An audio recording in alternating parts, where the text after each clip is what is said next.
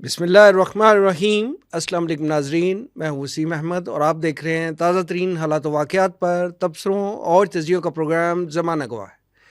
ناظرین، بھارتی وزیر اعظم نریندر مودی اور ان کی جماعت بی جے پی ہندو انتہا پسند مذہبی جنونیوں کا ایسا ٹولہ ہے جو اکھنڈ بھارت کا خواب دیکھتے ہیں۔ جب سے بی جے پی برسر اقتدار آئی ہے، بھارت میں موجود مسلمان خصوصاً مقبوضہ کشمیر کے مسلمانوں کی زندگی اجیرن ہو چکی ہے۔ بھارت میں موجود تمام اقلیتوں، جس میں سب سے بڑی تعداد مسلمانوں کی ہے، ہندو انتہا پسند جنونیوں کا اولین ٹارگٹ ہے۔ اگرچہ بھارت، جس کے اپنے کسی بھی ہمسائے، چاہے وہ چین ہو، بنگلہ دیش ہو یا نیپال، کسی سے سیاسی اور سفارتی تعلقات اچھے نہیں ہیں، اب تو اس کی شرپسندی کینیڈا اور امریکہ تک پھیل چکی ہے، لیکن پاکستان کا تو وہ ازلی دشمن ہے اور ہمارے وجود کو اس نے آج تک تسلیم نہیں کیا۔ اس کا ہمیشہ سے یہ وتیرہ رہا ہے کہ وہ اپنے ملک میں فالس فلیگ آپریشن کر کے اس کی ذمہ داری مسلمانوں اور پاکستان پر ڈالتا ہے۔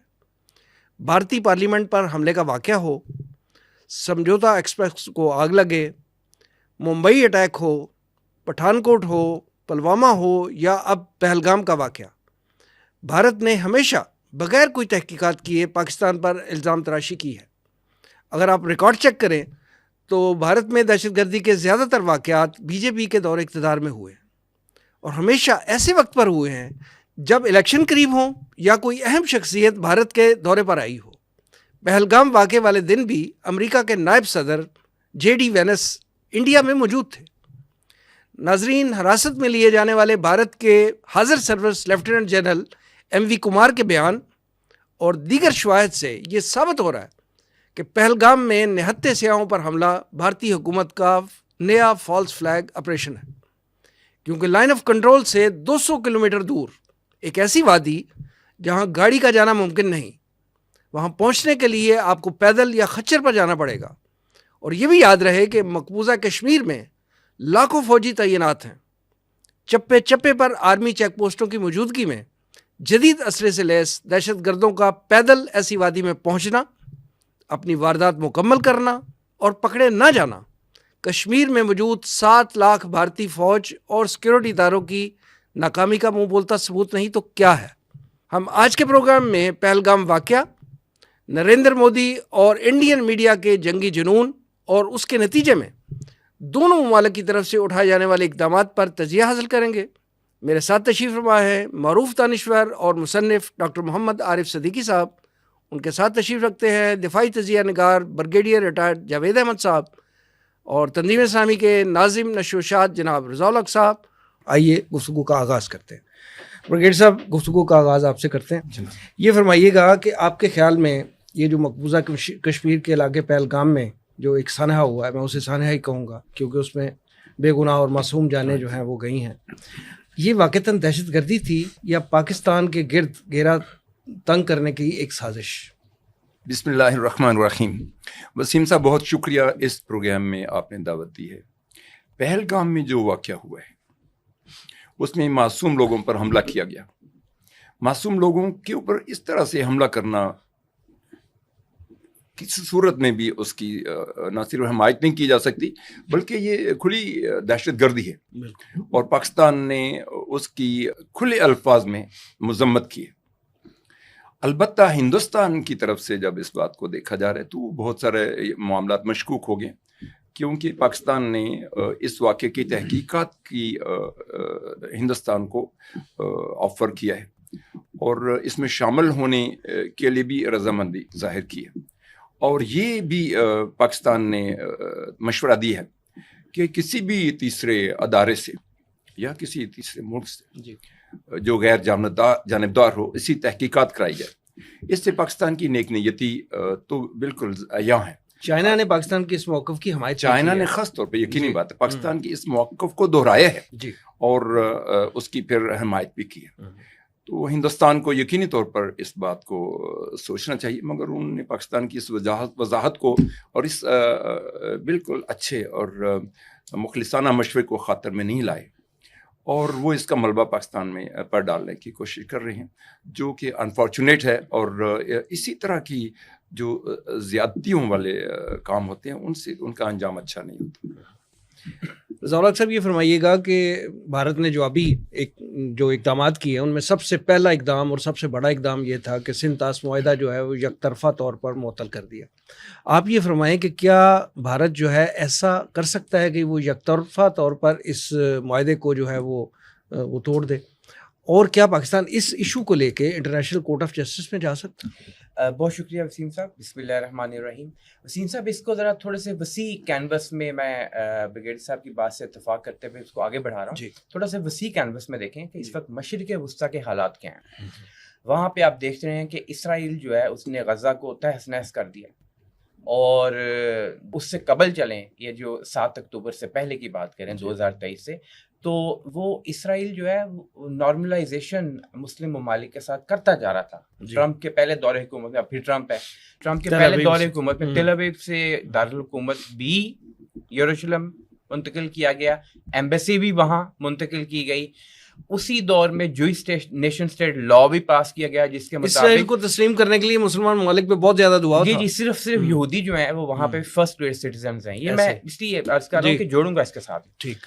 اور پھر وہاں پہ آپ کو وہ جو تھی ابراہیم اکارڈز کے نام پہ جس طرح آپ نے تذکرہ کیا کہ مسلمان ممالک کو بھی نارملائز کرنے ان کے تعلقات جو ہیں اسرائیل کے ساتھ, وہ نام اس تو بڑے بہت خوش نما سے استعمال کرتے ہیں, دھوکہ ہوتا ہے سارا, دجل ہوتا ہے. اور ساتھ اس کے ڈیل آف دا سینچری کے تحت 85% ویسٹ بینک کا جو علاقہ ہے وہ ضم کرنے کی بات بھی کر دی گئی کہ وہ اسرائیل کا حصہ بن جائے گا. وہاں فلسطینی موجود ہیں اور آکوپائڈ ٹیریٹری ہے. اچھا آپ یہ دیکھیں کہ پیرللز کس طرح کے ہیں. انڈیا جو ہے وہ بھی اس وقت ایک انتہا پسند حکومت وہاں پہ موجود ہے, اور 2014 سے موجود ہے. انتہائی بڑا کلیئرلی وہ اپنا موقف پیش کرتا ہے. وقف بل آپ نے دیکھ لیا ابھی, انتہا پسند خالی کا نا مناسب نہیں ہے, اس کے ساتھ جنونی کا لفظ بھی آنا چاہیے, اور دہشت گرد ایسے. ٹھیک ہے, اپنے ہی لوگوں کو مارتا ہے وہ, اپنے ہی لوگوں کو مارتا ہے. اور اسرائیل کا ماڈل ہے وہ جس کو فالو کر رہا ہے. ساتھ دیکھیں اکھنڈ بھارت کی بات کرتے ہیں, اپنی پارلیمنٹ کی نئی بلڈنگ کے اندر نقشہ بھی لگا دیا ہے وہ, جس میں سارے یہ سارک کے ممالک جیسے ہمیں ایک طرح میں مختصراً بات کر رہا ہوں, تفصیل کا موقع نہیں, ان کو بھی بھارت کے اندر شامل کرنے کی بات کرتا ہے. ادھر سے اسرائیل اپنے گریٹر اسرائیل کی بات کرتا ہے. اچھا وہ اپنی جگہ پہ شامل ہے.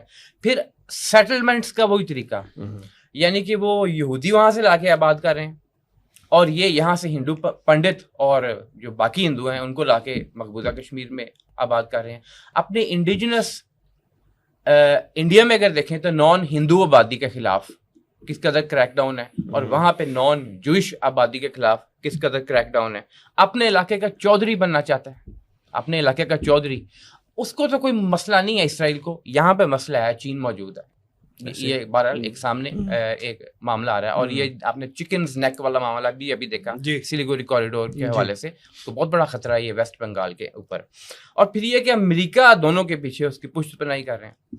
اب آپ نے جو بات کی سندھ طاس معاہدے کی, یہ ایگریمنٹ ایسا ہے جو کہ صرف نہ صرف یہ کہ اس کا گارنٹر ورلڈ بینک ہے, اس معاہدے کا گارنٹر ورلڈ بینک ہے, اور اس بنیاد پر ہے کہ یہ صرف 2 ممالک کا معاہدہ نہیں ہے, یہ جغرافیکل ایریا, لوگوں تک پانی جو کہ ایک بیسک نیسیسٹی ہے اس کی رسائی کے حوالے سے معاہدہ, اور ایک قدرتی جو وسیلہ ہے پانی اس کے حوالے سے معاہدہ ہے.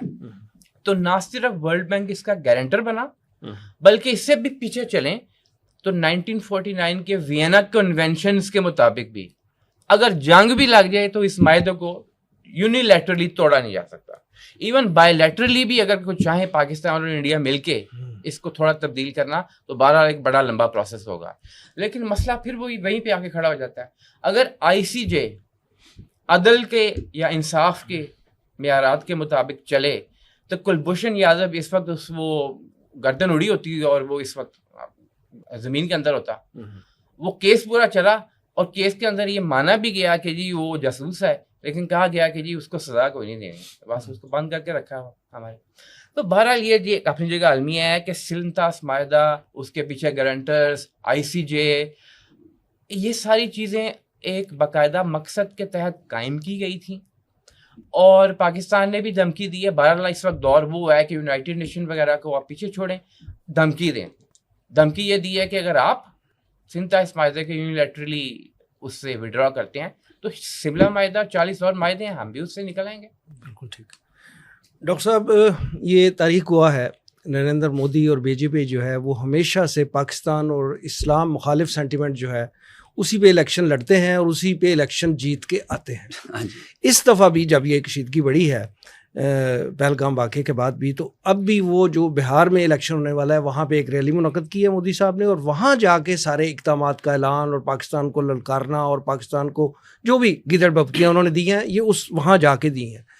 آپ کیا سمجھتے ہیں کہ یہ اب زمانہ بدل نہیں گیا اور لوگوں کو اتنا مزید اب اس طرح کے ایک ایشو پہ پاگل بنانا اور ایک ہی انداز میں پاگل بنانا, اور کتنے پچھلے پیدر پہ واقعہ چاہے وہ پٹھان کوٹ ہو چاہے وہ پلوامہ ہو اور اب پہلگام ہو, ایک ہی ایشو پہ جو ہے وہ لوگوں کو اس طرح جو ہے وہ ان کا وہ کرنا, یہ اب یہ فارمولا ان کو چھوڑ نہیں دینا چاہیے.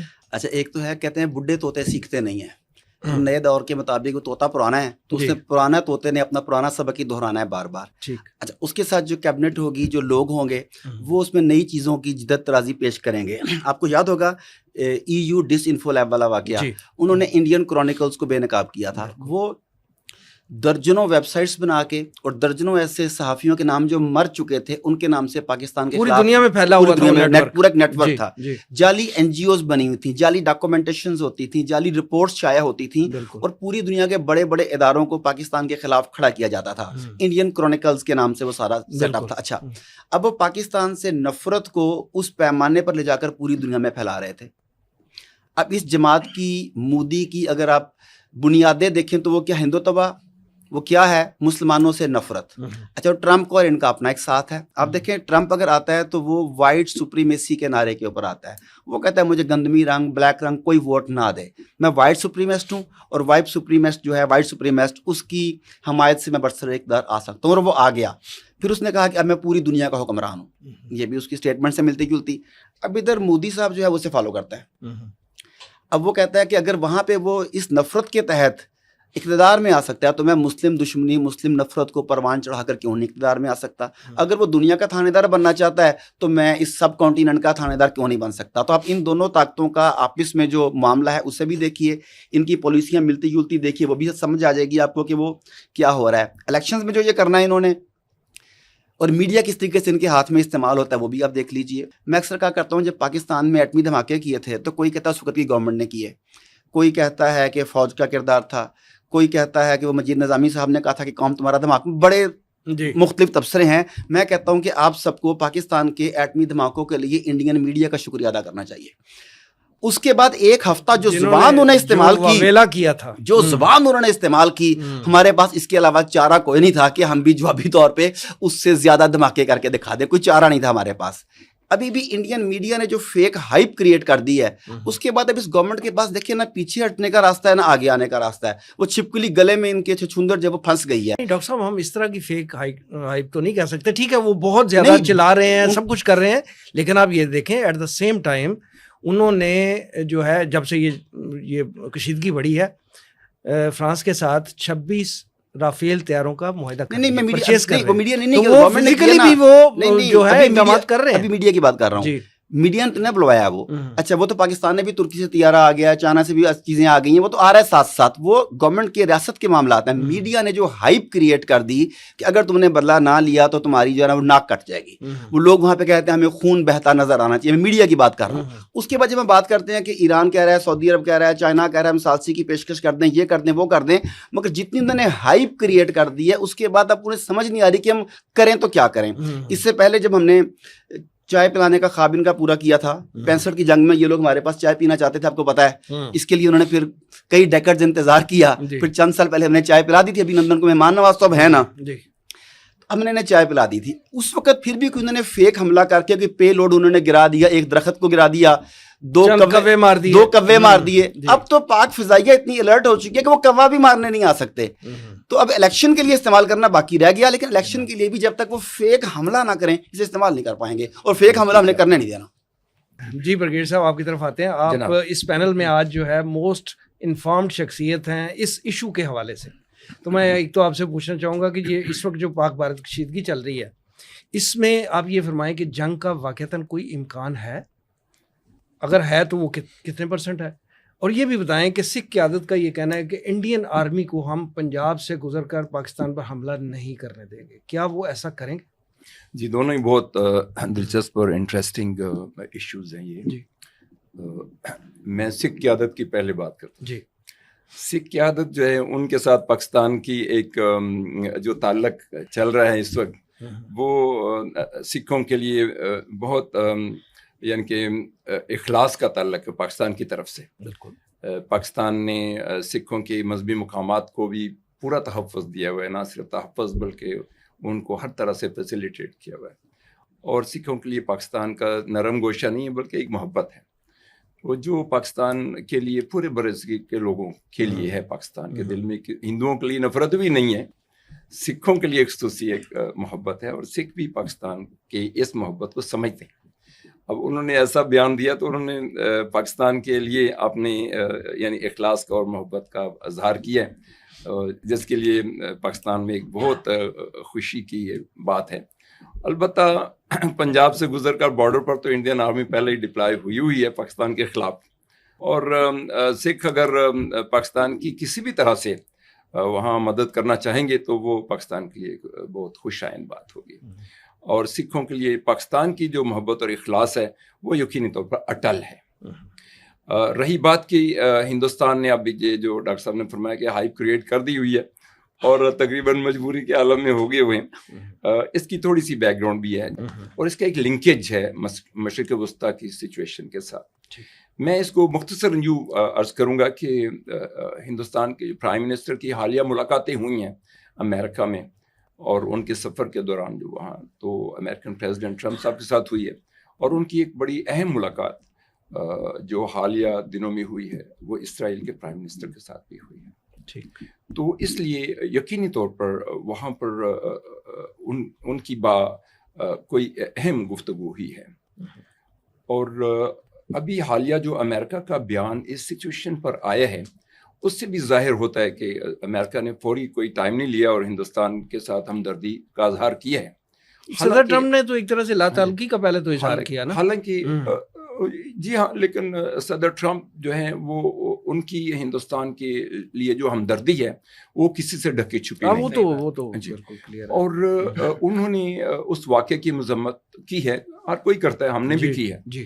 مگر ان کو یہی بھی یاد ہونا چاہیے کہ پاکستان میں جو کچھ ہو رہا ہے، اور خود جو امریکن نیوز پیپرز نے اور امریکن ایجنسیز نے کنفرم کیا، امریکہ سے زیادہ کون بیٹر انفارمڈ ہے کہ پاکستان میں ابھی چند دن پہلے جو ہوا ہے یہاں پہ ٹرین پہ جو حملہ ہوا اور جو قتل و غارت ہو رہا ہے، لگاتار ہو رہا ہے، ایسے ہی اس کے پیچھے کون ہے؟ ہو از فنڈنگ دس؟ اور یہ آج کی بات نہیں ہے، سالہ سال سے ہو رہا ہے. ہم نے کتنا بڑا زخم کھایا 2014 میں جب ہمارے 300 بچے تڑپ کر آرمی پبلک اسکول پشاور میں شہید ہو گئے. تو ہم نے کیا دنیا کو اس کا نہیں پتہ، امریکہ کو اس کا نہیں پتہ کہ سیٹلائٹ پکچرز کہاں سے آئی تھی، ہمویز کہاں سے آئی تھی، اور امریکن ویپنز کو آج یوز ہونے نہیں، اس میں بھی امریکن ویپنز ہی یوز ہوئے تھے، اور وہ ملینز آف ڈالرز کی گیم تھی.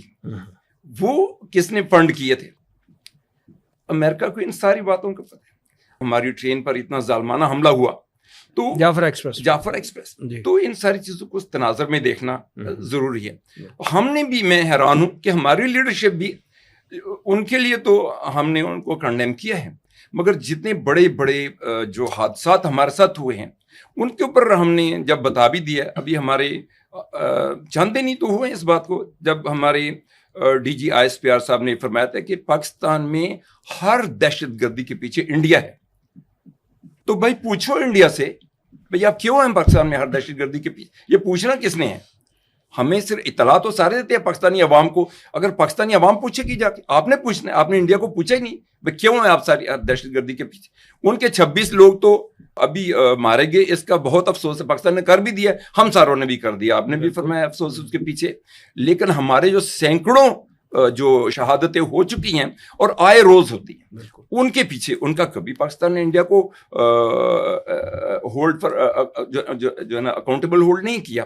تو میرا خیال ہے کہ پاکستان کی طرف سے یہ شے ہے جو انڈیا کو ہم دے رہے ہیں، اور اس شے کی وجہ سے ہم یہاں تک پہنچے ہیں کہ آج ان کے 26 لوگ مارے گئے. وہ بھول گئے سارا کہ ہم نے ان کے 300 बच्चे मरवा दिए, हमने इनके GHQ के ऊपर हमला करवा दिया, हमने इनके PF बेस कामरा पर हमला करवा दिया, हमने इनके मेहरान बेस नेवी के ऊपर हमला करवा दिया। यानी वो बातें वो भूल गए।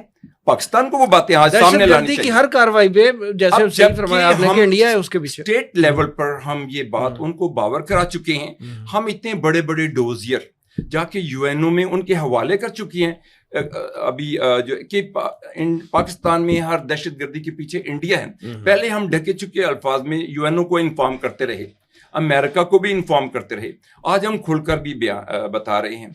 तो पॉइंट ये है कि हमने इंडिया के सामने अगर डट के खड़े नहीं होंगे और उनकी चंद अमवात हुई हैं तो उसके ऊपर तो हम उनकी सोग में शामिल हो गए हैं, मगर हमारी हंड्रेड्स एंड थाउजेंड्स अमवात हो चुकी हैं। 22 साल हो गए हैं, बल्कि अब 23 साल हो गए हैं। ये दहशतगर्दी हमारी जान ही नहीं छोड़ रही, ये हमने क़यामत तक लड़नी ऐसे लग रहा है। और इसके पीछे कौन है? Who is spending the money? Intent किसका है कि पाकिस्तान को कमजोर किया जाए? वो तो हमें पता है, अब सब सामने भी सारी बात आ गई। तो अब हमें स्केयरली इंडिया को फेस टू फेस बैठ के पूछना है कि आपके लिए तो हम हमदर्दी का जज्बा रखते हैं और आप के साथ हम इसकी इन्वेस्टिगेशन में शामिल होने के लिए तैयार भी हैं, हमारा दामन साफ है। अब जरा आप भी बताएं कि ये आपने कत्ल गारत क्यों गर्म कर रखा है पाकिस्तान। तो हम जब तक इसको फेस नहीं करेंगे स्केयरली और जुर्रतमंदी से इसका मुकाबला नहीं करेंगे तो इंडिया यकीनन हमला करेगा। मैं ये बैकग्राउंड जनाब को बता रहा हूं। अमेरिका को और चलो मोस्ट जो है ना प्रिसाइजली इसराइल को क्या सूट करता है इससे ज्यादा कि उनको पाकिस्तान से ना लड़ना पड़े? ईरान से तो लड़ना पड़ेगा, न्यूक्लियर उनकी फैसिलिटी, उनका लोकल सेक्टर कमांडर जो है वो पाकिस्तान से निपटे।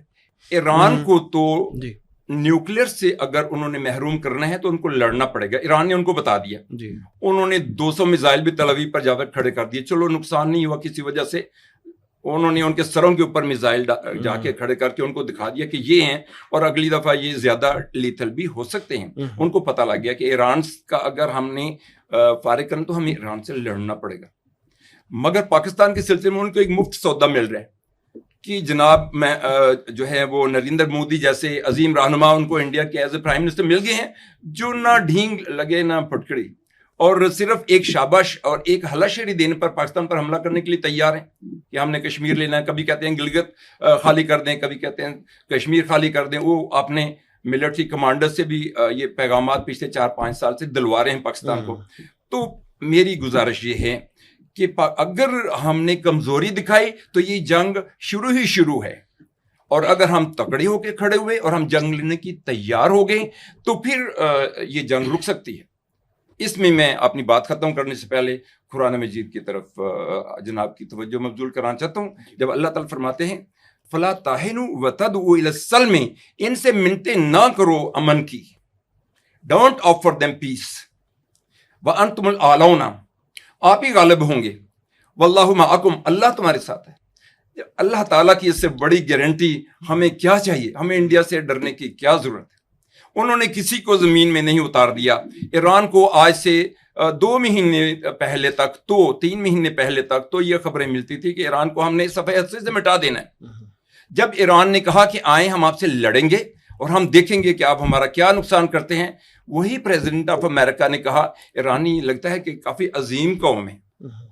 तो इसलिए हमें इस बात को देखना चाहिए और हमें इंडिया के सामने अपनी जो शायान शान बात है, मुसलमान के शायान शान है, जो पाकिस्तानी कौम के शायान शान है, वो पोस्चर इख्तियार करना चाहिए। वही हमारे लिए बेहतर होगा। डॉक्टर साहब ये फरमाइएगा कि पाक भारत कशीदगी के खात्मे के लिए सऊदी अरब और ईरान ने सालसी की पेशकश की है। इसी तरह चाइना ने, जैसे मैंने अर्ज़ किया कि पाकिस्तान ने जो गैर जानिबदाराना तहकीकात का मुतालबा किया, उस मुतालबे की भी हमायत की है, और इसके साथ साथ तुर्की ने भी जो है वो पाकिस्तानी मौक़िफ़। तो इंटरनेशनल लेवल पे पाकिस्तान का जो स्टांस है उसको रिकग्निशन मिल रही है एज़ कम्पेयर टू इंडिया। आप ये फरमाएँ कि खित्ते के ये ममालिक जो हैं ये पाक भारत कशीदगी वाक़तन ख़त्म करवा सकेंगे? देखिए, असूल तो पूरी दुनिया में एक ही है, ताकत का कानून है। यूएन एग्जिस्ट नहीं करती, आपने बता दिया। انٹرنیشنل کورٹ آف جسٹس کو امریکہ نے جس طریقے سے اٹھا کے ڈسٹ بن میں پھینکا ہے وہ بھی آپ کے سامنے ہے. معاہدے جتنے مرضی بنے ہوں, گارنٹر جو مرضی ہوں, قانون ہے طاقت کا, اور جو طاقت ہے اس میں آپ کے پڑوسی, آپ کے الائز یہ بڑا امپورٹنٹ رول پلے کرتے ہیں, کیونکہ وہ مل کے پھر بنتے ہیں نا اتحاد. تو اسی صورتحال میں رسپونڈ کیسے کرنا ہے جب بریگیڈیئر صاحب بہت زبردست قسم کی یہ گفتگو کرتے کرتے اسپیچ کرنے لگ گئے تو میرا دل جوش سے ساتھ, وہ میں نے اس لیے کہا تھا نا کہ مجھے جوش آ رہا تھا, یس مجھے بڑا جوش آ رہا تھا سننے کے بعد کہ اتنی زبردست دل گرما دینے والی بات کر رہے ہیں. تو میں یہاں پہ فارمولا لکھ رہا تھا اس وقت ساتھ ساتھ ان کی بات سنتے ہوئے کہ ہمیں رسپونڈ کیسے کرنا چاہیے. اس میں آپ کے سوال کا جواب بھی ہے, تو اگر آپ کہیں تو میں رسپونڈ بتا دوں کہ رسپونڈ ہے کیا. رسپونڈ جو ہے یہ 7 لفظ ہیں, RESPOND, رسپونڈ. اس میں سے پہلا ریویل دا اینیمیز لائز, دشمن کے جھوٹ کو بے نقاب کریں. دوسرا ہے ایجوکیٹ اور نیشن, اس میں میڈیا بہت اہم رول ادا کرتا ہے ڈیفینیٹلی. سیکنڈ ہے ایجوکیٹ اور نیشن, قوم کو ایک پیج پر لانے کی ضرورت ہے. S stands for strengthen diplomacy, جب تک آپ کی ڈپلومیسی اسٹرینگتھن نہیں ہوگی آپ سفارتی محاذ پر پیچھے رہ جائیں گے. پی stand for prepare your military, آپ نے کہا تھا کہ ڈرنے کی ضرورت نہیں ہے, جواب دو, پریپیئر یور ملٹری. او آرگنائز گلوبل الائز, آپ کے جو گلوبل الائز ہیں ان سب کو ایک پیج کے اوپر لانا ضروری ہے. N stand for neutralize internal divisions, دشمن جو ہمیں علاقائی, صوبائیت اور لسان کی زبان پر کاٹتا ہے, تقسیم کرتا ہے, اسے نیوٹرلائز کیا جائے. اور آخری D, defend your integrity. Respond اگر اس طریقے سے کیا جائے تو جیسا بریگیڈیئر صاحب نے کہا وی آر انوینسیبل. ضیاء صاحب یہ فرمائیے گا کہ پاک بھارت کشیدگی کے خاتمے کے لیے تنظیم اسلامی کے اس فورم سے بھارتی مسلمانوں اور خاص طور پہ کشمیری مسلمانوں کو کیا پیغام دیں گے آپ؟ وسیم بھائی بہت اہم, ڈاکٹر صاحب نے تو وہ جس طرح کہتے ہیں نا سمندر کو کوزے میں بند کر دیا, ساری تفصیل جو پلاننگ کے حصے ہو سکتے ہیں وہ سارے موجود ہیں. ایک فارمولا دے دیا نا, فارمولا دے دیا انہوں نے. بھارتی اثر و رسوخ امریکہ میں اور اسرائیلی اثر و رسوخ امریکہ میں, جس کو ہم لابیز کہتے ہیں, وہ بہت اسٹرانگ ہو چکی ہوئی ہیں. آپ یہ اندازہ کریں کہ اس وقت امریکہ میں ان کا جو نائب صدر جو موجود تھا جب پہلگام کا واقعہ ہوا, اس کی اہلیہ انڈین یاد ہے. اچھا, وہاں پہ جو نیشنل سیکیورٹی ایڈوائزر ہے تلسی گبارڈ, وہ انڈین یاد ہے. وہاں بڑی کمپنیز کے CEO آپ کو دکھائی دیں گے, انڈین یاد ہے. ٹرمپ کے مخالف کھڑی ہوئی امیدوار کاملا ہیرس, انڈین یاد ہے. تو انڈین لابی بڑی اسٹرانگ ہے. اسرائیلی لابی تو خیر ہم سب جانتے ہیں, ایپیک کی منظوری کے بغیر کوئی امریکی صدر بن نہیں سکتا. ایک بات تو یہ ہمارے سامنے رہنی چاہیے, یہ ہنود اور یہود کا گٹھ جوڑ, لَتَجِدَنَّ أَشَدَّ النَّاسِ عَدَاوَةً لِلَّذِينَ آمَنُوا الْيَهُودَ وَالَّذِينَ أَشْرَكُوا, یقیناً تم پاؤ گے ایمان والوں کے خلاف عداوت میں, دشمنی میں سب سے زیادہ جو اس حوالے سے زہریلے ہوں گے. وہ کون ہوں گے؟ وہ جو کہ یہود ہیں, یہود کا ذکر پہلے ہے, اور پھر دوسرا وہ جو کھلا شرک کرتے ہیں. اس دور کی بات, اور خیر وہاں بھی موجود تھے. آج کے دور کے اندر یہ پریڈکشن ہے قرآن پاک کے اندر کہ یہ ایک انڈیا کھلا شرک کرنے والا دنیا میں, اور میں نے کوئی نہیں دیکھا کھلا شرک کرنے والا, صاف صاف جو مورتیوں کے سامنے رکھ کے شرک کر رہا ہو. اور دوسری طرف وہ اسرائیل, وہ اپنی جگہ موجود ہے. اچھا, الکفر ملت واحدہ, وہ سب تو اکٹھے ہو جائیں گے, ہمیں بھی اکٹھے ہونے کی ضرورت ہے. یہ پہلگام کے اوپر اتنا سوفسٹیکیٹڈ اٹیک 200 کلومیٹر اندر جا کر جہاں کھچر جاتے ہیں. اچھا, وہاں پہ انڈیا کے تقریباً 9 لاکھ فوج تو ویسے موجود ہے نا, کم و بیش. اس کے علاوہ اس جگہ پہ اسٹیشنڈ اور وہاں پہ چیک پوسٹ کس قدر ہیں, وہ اپنی جگہ موجود ہے. تو کون وہاں چلا گیا؟ کیا کوئی ہیلی کاپٹر یہاں سے اڑ کے گیا ہے وہاں پہ؟ کوئی سرحدی علاقہ تو تھا نہیں کہ مارٹر گولا ہم نے پھینک دیا. تو یہ کہا جائے کہ انڈین سیکیورٹی اپریٹس فیل ہو چکا ہے, یا یہ ماننا چاہیے, یا یہ کہ یہ فالس فلیگ اٹیک تھا. اور فالس فلیگ کوئی نئی بات نہیں ہے. 9/11 کیا, 7/7 کیا, ممبئی 26/11 کیا, اس کے بعد کی پھر جس طرح آپ نے بھی تذکرہ کیا, وہ ساری اپنی جگہ موجود ہیں. ہلری کلنٹن نے ایک بات کی تھی اوباما کے دوسرے دور حکومت میں. اس نے کہا تھا Pakistan is too big of a state to fail. بنیادی طور پہ مقصد یہ تھا کہ اگر پاکستان خدا نخواستہ نقصان کوئی ہوتا ہے, بکھر جاتا ہے, ٹوٹ جاتا ہے, تو یہاں سے نکلنے والے لوگوں کو سنبھالیں گے کیسے؟ کوئی افغانستان میں چلا جائے گا, کوئی انڈیا کے پیچھے لگ جائے گا, کوئی فلاں جگہ چلا جائے گا. ان کو سنبھالنا ایک سر درد ہے. تو لہٰذا میرے نزدیک یہ جو سرحدی جھڑپیں ہیں ان میں وقفہ آیا تھا, پہلے بھی ہوتی رہی ہیں. پانی کی جنگ پہلے بھی ہوتی رہی ہے. انڈیا کے پاس کوئی کیپیسٹی نہیں ہے کہ وہ پانی کو روک سکے انلیس کہ وہ 30 سالہ منصوبہ آج سے شروع کرے 30 سال بعد ہاں چھوڑ کر پانی کو وہ نقصان پہنچا سکتا ہے، جیسے اس نے مظفر آباد میں جہلم دریا کے اندر پانی چھوڑ کے ابھی کیا۔ اب کرنے کا کام کیا ہے؟ اس وقت مسلمان جو کشمیر کے ہیں ان کو سبق سیکھنا چاہیے غزہ سے۔ دیکھیے پولیٹیکل سٹرگل اپنی جگہ اہم ہوتی ہے، لیکن جب تک آپ اپنا زور نہ دکھائیں، طاقت نہ دکھائیں، اس وقت تک یہ ممکن نہیں ہے کہ آپ جو آپ کے دشمن ہیں، اور خاص طور پہ جس نے قبضہ کیا ہوا آپ کے علاقے کے اوپر، ان کے خلاف کوئی پرتاثیر ایسا جو کہ اثر رکھتی ہو وہ کارروائی کر سکے، جس کا نتیجہ بھی کوئی نکلے اور پھر دنیا کے کان بھی کھڑے ہوں، کیونکہ جب وہ نتیجتاً کچھ نہ کچھ کریں گے تو بہرحال یہ کام ایسا ہے جس میں جان تو دینی پڑتی ہے، اور جان تو ویسے بھی جانی ہے انسان کی، ایک دن تو مرنا ہے سب نے، ٹھیک ہے۔ انڈیا کے مسلمانوں کی بھی آنکھیں کھل جانی چاہیے۔ کچھ عرصہ پہلے جب ہم کچھ انڈین ہمارے ساتھی ہیں، دوست ہیں، ان سے بات کرتے تھے، وہ کہتے تھے کہ آپ چھوڑیں اس بات کو کہ انڈیا میں گیا، انڈیا میں ہم بڑے خوش ہیں، کانگریس کا دور حکومت تھا، تو آپ پاکستان کو سنبھالیں۔ مودی نے آ کے جو اصل چہرہ انڈیا کا بے نقاب کیا ہے، اس نے بڑا صاف صاف ظاہر کر دیا ہے کہ مسلمانوں کے لیے وہاں کوئی گنجائش نہیں ہے، دو استھان ہیں، یا قبرستان ہے یا پاکستان۔ اب پاکستان بھی آنے کی اجازت نہیں وہ دیں گے، قبرستان ہی انہوں نے ان کے لیے چھوڑا ہوا ہے۔ صرف چھوٹی چھوٹی بات کے اوپر جو بھارتی مسلمان ہیں ان کے خلاف مودی کے تمام اقدامات نے جو ہے دو قومی نظریہ جو تھا اس کی کر دیا۔ حقانیت ثابت کر دی۔ آپ یقین کریں اندرا گاندھی کے اقدامات نے بھی ثابت کر دیا کانگریس کے دور حکومت میں۔ اس نے 1971 میں جب وہ مشرقی پاکستان علیحدہ ہوا تھا، اس نے یہ کہا تھا ہم نے 1000 سال کی وہ جو ہماری شکست تھی اس کا بھی بدلہ لے لیا اور دو قومی نظریے کو خلیج بنگال میں ڈبو دیا ہے۔ اگرچہ میرے نزدیک وہ دو قومی نظریہ واضح ہو کے سامنے آیا تھا، اور پھر اس نے ایک اسٹڈی مشن بھیجا تھا اسپین، مقصد یہ تھا کہ دیکھیں وہاں پہ کیسے مسلمانوں کی نسل کشی کی گئی تھی، ان کو وہاں سے نکال باہر کیا گیا تھا۔ انڈیا میں بھی ہم نے کرنا ہے، اور پھر آپ نے دیکھا پچھلے کچھ عرصے کے دوران جو ان کے قوانین ہیں، تین الفاظ CCC کامن سول کوڈ، یہ مودی پہلے دن سے کہہ رہا ہے۔ آئلی قوانین مسلمانوں کے جو ان کو اجازت ملی ہوئی تھی، بس وقت ختم ہو رہا ہے۔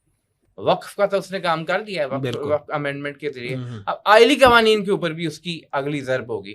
تو وہاں کے مسلمان ان کو متحد ہونے کی ضرورت ہے، چاہے وہ جو مسئلے کی بنیاد پر انتشار اور افتراق کا شکار ہیں، چاہے وہ اپنے علاقائی وجہ سے ایک دوسرے سے اختلافات ہیں، چاہے پارٹی کی وجہ سے ہیں۔ بھائی بی جے پی کے اندر ایک مسلمان کا ہونا، اس کو ٹکٹ بھی نہیں ملنی، اس کو الیکشن بھی نہیں لڑنے دینا، لیکن اس کا وہاں موجود ہونا کیا معنی رکھتا ہے؟ یہ سب اکٹھے ہوں گے، متحد ہوں گے تو یہاں حل نکل سکتا ہے کچھ۔ تو آپ کہہ رہے تھے نا کہ جان تو آنی جانی، فیض یاد آ رہا تھا، جس شان سے کہ مقتل کو گیا وہ شان سلامت رہتی ہے، اس جان کی تو کوئی بات نہیں، یہ جان تو آنی جانی ہے۔ رضا الحق صاحب، بریگیڈیئر جاوید احمد صاحب، ڈاکٹر عارف صدیقی صاحب، پروگرام میں تشریف آوری کا بہت شکریہ۔